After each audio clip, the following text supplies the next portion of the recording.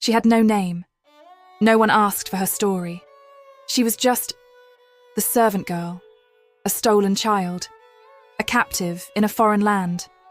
But within her lived a faith strong enough to move kings and heal a dying man.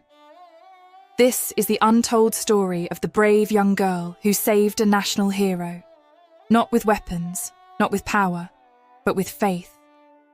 Stick with me to the end, because what she did, you can do too.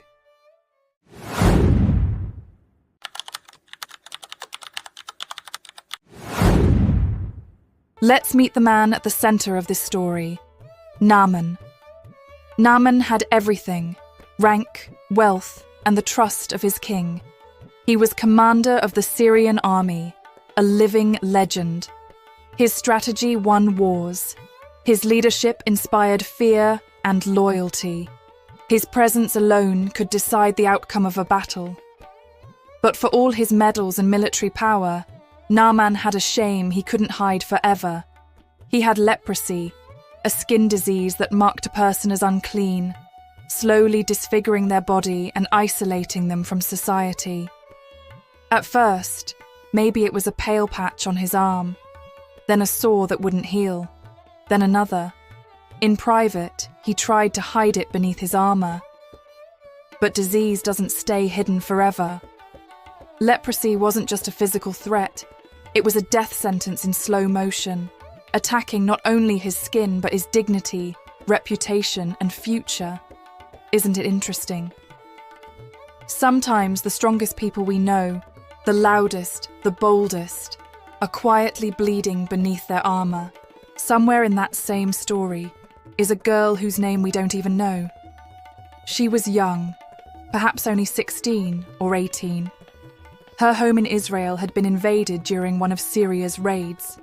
She was taken, torn from her parents, her traditions, her language. Now she served Naaman's wife. A foreign girl in a foreign land, a servant, a slave. She had every reason to grow bitter, every reason to harden her heart. She could have said, "Let Naaman rot. He deserves it. Look at what his people did to mine." But she didn't.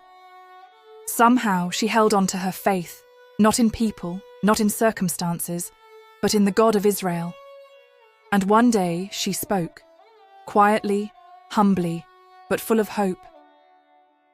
"If only my master would see the prophet in Samaria, he would cure him of his leprosy." 2 Kings 5:3. One sentence, no fanfare. But it changed everything. Feeling inspired by this young girl's courage? Go ahead and click like, and stay with me. Her quiet act of faith is about to spark a miracle. Naaman listens to the girl's words.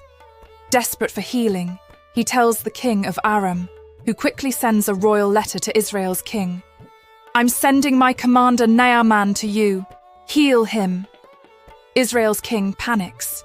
He thinks it's a trap. "Am I God that I can heal leprosy?" he cries. But word reaches Elisha, the prophet of God. He calmly tells the king, "Send him to me, and he'll know there's a prophet in Israel." Naaman travels to Elisha's house, expecting a holy spectacle, maybe a dramatic healing prayer, loud shouting, or a grand ceremony. But Elisha doesn't even come to the door. He sends a servant with a simple message: "Go wash in the Jordan River 7 times, and your skin will be restored." Naaman is offended, angry. The Jordan? That muddy little river? Aren't our rivers back in Damascus better? Pride bubbles up. He turns to leave, ready to walk away from the very healing he came to find. But his servants plead with him. "If the prophet had asked for something great, wouldn't you have done it? Why not do something simple?" So Naaman relents. He dips 3 times, 4, 5, 6, still nothing. But then, the 7th time, he comes up and the pain is gone.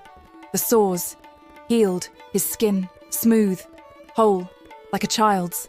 Naaman is stunned, humbled, transformed, not just physically but spiritually. He rushes back to Elisha's house proclaiming, Now I know that there is no God in all the world except in Israel. 2 Kings 5:15.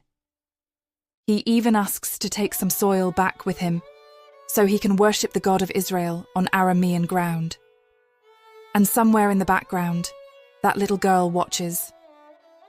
She's not mentioned again. No reward, no recognition, no freedom. But she had done something eternal. She spoke a simple truth. She extended mercy to her enemy. And because of her faith, a man was healed, a heart was changed, and a nation saw God. She never asked for credit. She didn't try to prove herself. She just believed and spoke. This little girl, nameless in scripture, powerless in position, gave hope to the very man responsible for her captivity. It would have been easier to stay silent, easier to say, "This isn't my problem," easier to carry the weight of injustice and allow it to harden her heart. But this girl saw beyond her pain. She chose compassion when revenge would have felt justified. She chose boldness when silence would have been safer. And that one decision rippled through time. We don't know what became of her afterward. Did Naaman free her? Did she go home? Was she remembered? Scripture doesn't say. But this we know. God remembered. And he wrote her into his story forever. Maybe you feel like her today. Overlooked. Uncelebrated.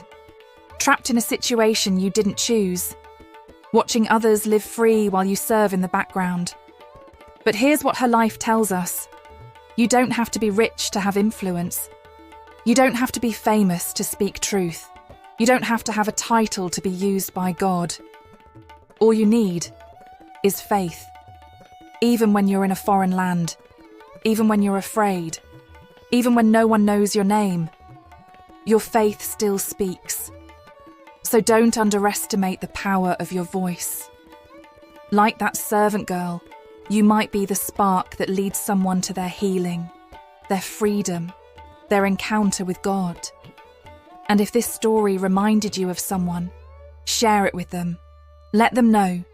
You don't have to be the hero of the story to change the ending. If this story stirred your heart, do 2 simple things. Like this video so it reaches more people, and subscribe for more powerful stories of how God uses ordinary people for extraordinary impact. And remember, you may feel small, but your faith is never invisible to God.